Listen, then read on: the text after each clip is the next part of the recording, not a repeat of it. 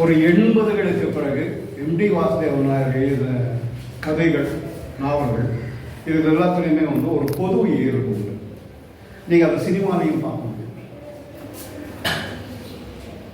ஒரு சமூகம் அல்லது ஒரு அமைப்பு குற்றம் சாட்டுகிற ஒரு மனிதனுடைய இன்னொரு பகுதி,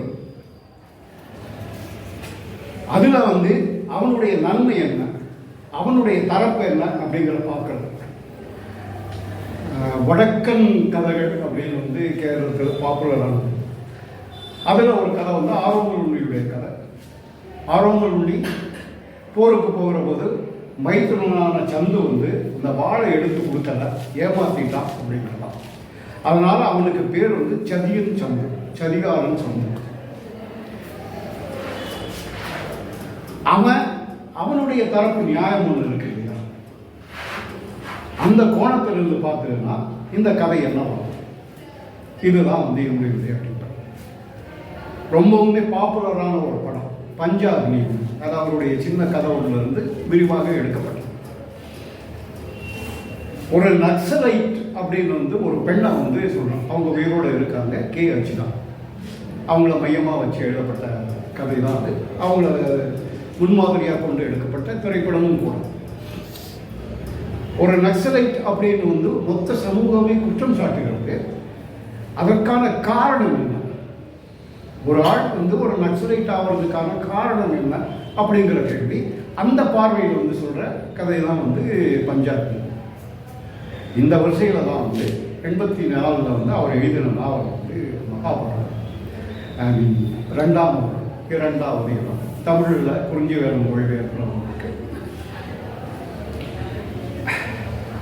மலையாளத்தில் மட்டுமல்ல, எல்லா மொழியிலையுமே வந்து மகாபாரதத்துக்கும் ராமாயணத்துக்கும் வந்து இந்த வேறுபட்ட கோணங்கள் உள்ள படைப்புகள் வந்து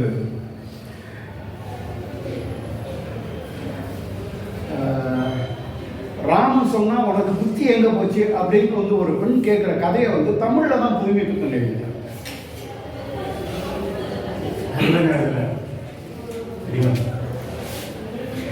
அதைத்தான் கல்லிகையில் வந்து ஞானி இல்ல, எல்லா மொழியிலையும் இருக்கு. இதுக்கு இன்னொரு சின்ன எம்டி கூட வந்து ஒரு பேச்சில் வந்து கேட்டதும் வந்து சேர்த்துக்கலாம். இதற்கு வந்து அடிப்படையான ஒரு நியாயம் ஒரு படைப்பாளிக்கு வந்து இருக்கு. ஏற்கனவே காலம் காலமாக சொல்லப்பட்ட ஒரு கதை, மக்களிடையே பரவலாக புழங்கிக் கொண்டு இருக்கிற ஒரு கதை, அதுதான் சரியானது என்று நம்ப வைக்கப்பட்டிருக்கிற ஒரு கதையை குறித்து ஒரு புதிய தலைமுறை படைப்பாளி வந்து கேள்வி கேட்கிறோம். அந்த கேள்விதான் வந்து இன்னொரு படைப்பா வந்து மாறுது. மகாபாரதத்தை வந்து அடிப்படையாக கொண்டு எழுதின எம்டி வாசுதேவன் எம்டி எடுத்துக்கொண்ட போதே வந்து அதற்கான உருவாக்கத்தை வந்து தீர்மானிக்கிறார். அது கிட்டத்தட்ட வந்து ஒரு காவியத்தினுடைய உருவம். முதல்ல ஒரு பாயிரத்தோட வந்து தொடங்குது. அது வந்து யுத்தத்தில் எல்லாம் அழிந்துபட்ட பிறகு இவங்கெல்லாம் என்ன ஆகிறாங்க அப்படிங்கிறது தொடங்கி போய் பலஸ்ருதியில் வந்து முடியுது. இதுக்கு இடம் கொடுத்தது யாருன்னா வியாசன் தான். அந்த ஆள் ஒரு கதையை ஒழுங்கா சொல்லிட்டு போனாங்க, நிறைய இடைவெளி விட்டு விட்டு வச்சுக்கிட்டு இல்ல, தர்மன் நியாயவான் தான், அதே நேரம் அவனை மாதிரி அயோக்கியம் கிடையாது. அர்ஜுனன் வீரன் தான், ஆனால் அவனை போல கோழை கிடையாது. பீமன் பலவான் தான், அவனை போல தந்திரக்காரன் கிடையாது. எல்லாருக்கும் இருக்கக்கூடிய இன்னொரு பக்கம் இருக்கு இல்லையா, அதை பத்தி வியாசர் பேசలేదు. இது வந்து காலகாலமா ஒரு படைப்பாளிக்கு வந்து ஒரு ஒரு புதையலை விட்டுட்டு போனது மாதிரி திரும்ப எழுதுறதுக்கான பெரிய வாய்ப்பு. வியாசர் மகாகவியாக அதான் வியாசர் விட்டு சென்ற இடைவெளிகளை வந்து நான் நிரப்புறேன் அப்படின்னு தான் வந்து எம்டி வாசுதேவன் சொல்லுச்சு. அப்படி நிரப்புறது தான்.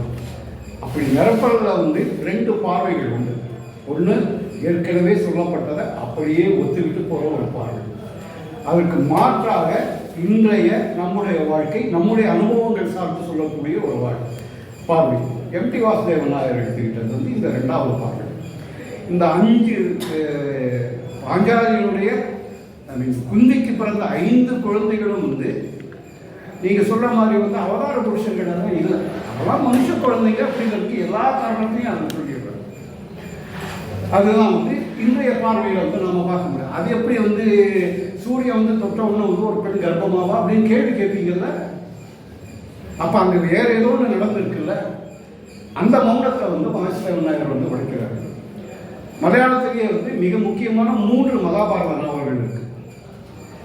இனி ஞான உரங்கட்டையில் வந்து PK பாலகிருஷ்ணனுடைய நாவல், அது வந்து பாஞ்சாலியின் பார்வையில் திரௌபதியின் பார்வையில் வந்து சொல்லுது. எல்லாத்த பற்றியும் சொல்லிட்டு வந்து அவளுக்குள்ள வந்து உட்கிடக்கையாக இருக்கக்கூடிய ஒரு ஆசையை வந்து சொல்லுது. இந்த பயணம் கூட தான் இருந்ததுக்கு பார்த்தா அந்த கர்ணன் கூட இருந்தது.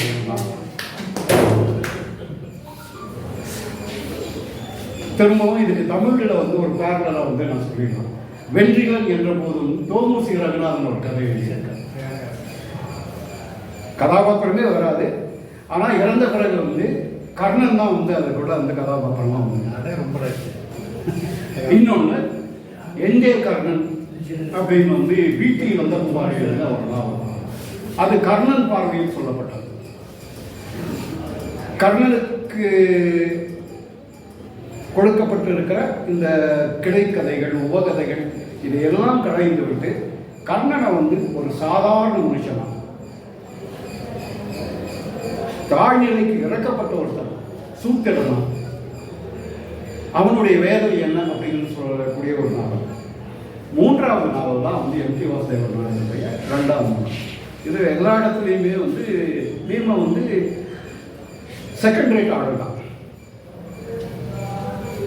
அதிகாரம் கிடையாது, காதல் கிடையாது, அறிவு கிடையாது, பலம் மட்டும்தான் இருக்கு. அதனால் வந்து ஒரு பாடி கார்டு இவங்களுக்கு எல்லாத்தையும் காப்பாற்றுறது. அப்போ அவனுக்கு பின்னால் இருக்கக்கூடிய ஒரு மன உளவியல் இருக்கு இல்லையா, அது என்ன அப்படிங்கிறது தான் எம் டி வாசுதேவன் நாயர் இந்த நாவல் முழுக்க செய்திருக்கிறார் பணி. அப்புறம் இது எழுதி வெளிவந்த காலத்தில் வந்து அதுக்கு பெரிய எதிர்ப்புகள் எல்லாமே இருந்தன. அப்புறம் ஒரு நல்ல படைப்பு வந்து இந்த எதிர்ப்புகளை எல்லாம் கண்டறிஞ்சார். அதையெல்லாம் தாண்டி நிற்கும். அன்றைய இந்துத்துவ அமைப்புகள் அதெல்லாமே வந்து இப்படி வந்து மகாபாரதத்தை இது பண்ணிட்டாங்க. ஏன்னா இதுவரைக்கும் உங்களுக்கு சொல்லிக் கொடுக்கப்பட்ட மகாபாரதம் தான் உங்களுக்கு தெரியும். நீங்கள் மகாபாரதத்தை உங்கள் பார்வையில் வாசிக்கிறது, நீங்கள் யாரோ சொல்லிக் கொடுத்த பார்வையிலும் பார்த்துருக்கீங்க அப்படிங்கிறது தான் தெரியும். அப்போ வந்து வலிக்கும். அந்த வலியை ஏற்படுத்துறது தான் ஒரு படைப்பாளியுடைய வேலை. அடுத்ததாக எம்டியுடைய சிறுகதையை குறித்து தீபா சரவணன் பேசுவாங்க. நான் முன்னமே சொன்ன மாதிரி ஒரு நாவலாசிரியராக அவருக்கு கிடைத்த புகழுக்கு இணையாக அல்லது அதற்கும் மேலாக வந்து ஒரு சிறுகதை ஆசிரியராக அவருக்கு இடம் இருக்கிறது. ஒரு காலகட்டத்தில் மலையாள சிறுகதையை பிரதிநிதித்துவப்படுத்தின எழுத்தாளராக அவர் இருந்திருக்கார். அது பின்னால் நான் பேச விரும்புகிறேன். தீபா சரவணன் அவர்கள் எம்டியுடைய சில கதைகள் குறித்து பேசுவார்.